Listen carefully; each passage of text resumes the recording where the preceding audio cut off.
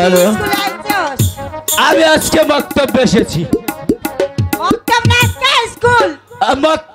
বক্তব্য আর স্কুল তো একই হলো না না না আমি তোমার নানা লাগি না আমি তোমার ভাসুর লাগি আমার বলে ভাসুর এই শুনো আজকে বক্তব্যে স্যার হুজুর আসবে নেই ক্লাই কি হইছে রে বক্তব্যে হুজুর অনেক দূরে একটা দাওয়াত পেয়েছে সেখানে দাওয়াত খেতে গেছে তাই নাকি ইয়েস নো তুই গেলি না না আমাকে দায়িত্ব দিয়ে গেছে বলেছে আলেক জন্টু তোমাকে সম্পূর্ণ বক্তব্যের দায়িত্ব দিয়ে গেলাম যতগুলা ছাত্র ছাত্রী আছে সবাইকে পড়া দিবে আর পড়া নেবে তার আগে একটু আমরা পিডি করে নেই ঠিক আছে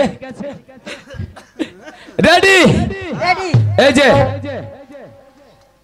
আরামে দাঁড়াও এই আরামে দাঁড়াও এরম এই যে এরম করো না গো না না না না কে আরামে দাঁড়াও আরামে দাঁড়াও এই তো সোজা হও এই এটা সোজা এই যে কার ভাও কথা নি ভাগ হইছে হাই রে আলসারে তুই জন্মের আলসা এ দেই ও আচ্ছা ভাই তুইছে এটা সব কে ভিতরে আসুন ও আপনি তো হঠাৎ কি মনে করে স্কুলে আমার বোনপোতকে আপনার স্কুলে ভর্তি করতে এসেছি তো আমার স্কুলে ভর্তি ফিস এবং মাসিক বেতন এটা জানা আছে তো হ্যাঁ জানা আছে ভর্তি ফিস হলো 30 টাকা মাসিক বেতন 20 টাকা আগামী দিন রহিমের কাছে আমি পাঠিয়ে দেব রহিম মানে আপনার বোনপুত্রের নাম রহিম জি আচ্ছা ঠিক আছে আপনি যাও আসতে বাবা পারেন আসসালামু আলাইকুম ওয়ালাইকুম আসসালাম আচ্ছা তোমার পুরো নামটা কি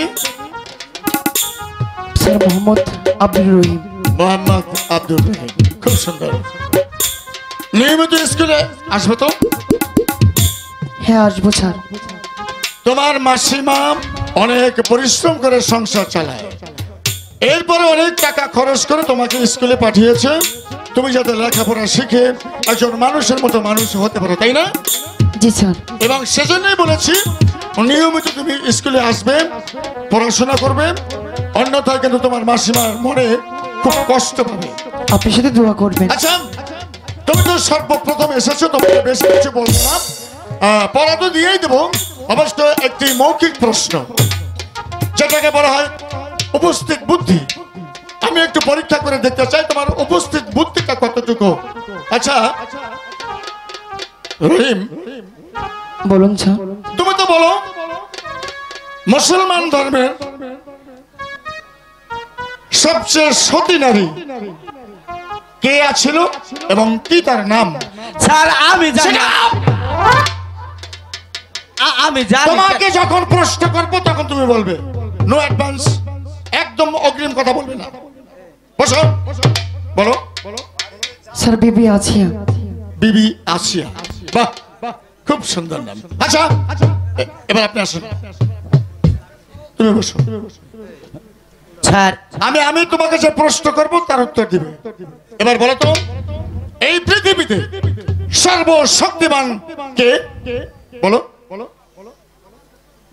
স্যার আমার হুজুর তোমার হুজুর মানে তোমার হুজুর কি যোদ্ধা লাঠিয়াল ওই যে মারুন যে মন চাই আমি মারিস বেয়াদব স্কুলে এসে বেয়াদব আঙ্গো বাবার নাম আমার নাম হইছে আদম প্রশ্ন করেছি জবাব দিতে পারোনি জানা না থাকলে জেনে নেবে এই পৃথিবীতে সর্বশক্তিমান হলো তোমাকে আমাকে এই 18,000 মাখলুকাতকে অর্থাৎ গোটা পৃথিবীটাকে যিনি সৃষ্টি করেছেন উনি হলেন সর্বশক্তিমান মানে মহান আল্লাহ পাক উনি পারেন না এমন কোনো কাজ এই পৃথিবীতে নেই ইচ্ছে করলে পাহাড়কে দরিয়া এবং দরিয়াকে পাহাড় করতে পারে যে কোনো মুহূর্তে পড়াশোনা করে স্কুলে আসবে বাদশা বাড়িতে টাকা পয়সা ছাড়াই খেতে পাচ্ছ তো তাই দুষ্টামি করছো না আচ্ছা তাজেল,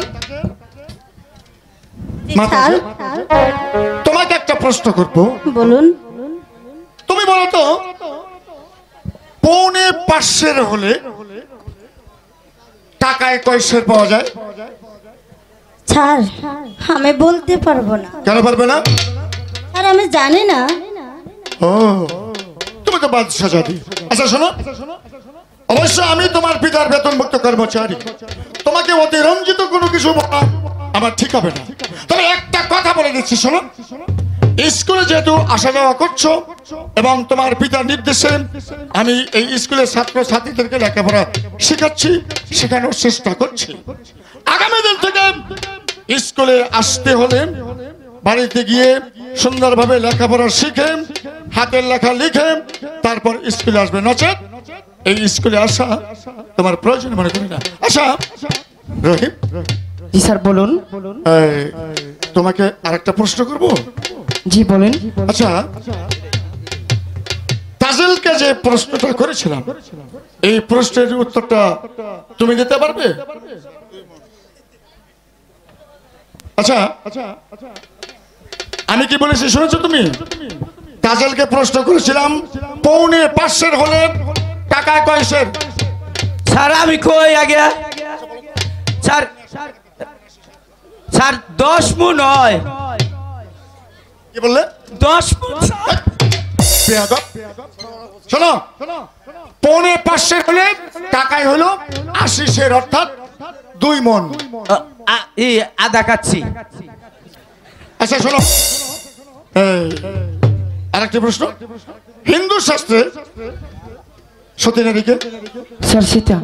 সীতার অপর নাম জানো কি? জানকী। জানকী, ধন্যবাদ। আচ্ছা, আগামীকালে তোমরা সবাই সুন্দরভাবে পড়াশোনা শিখে তারপর স্কুলে আসবে। আজকের মতো স্কুল এখানেই সমাপ্ত।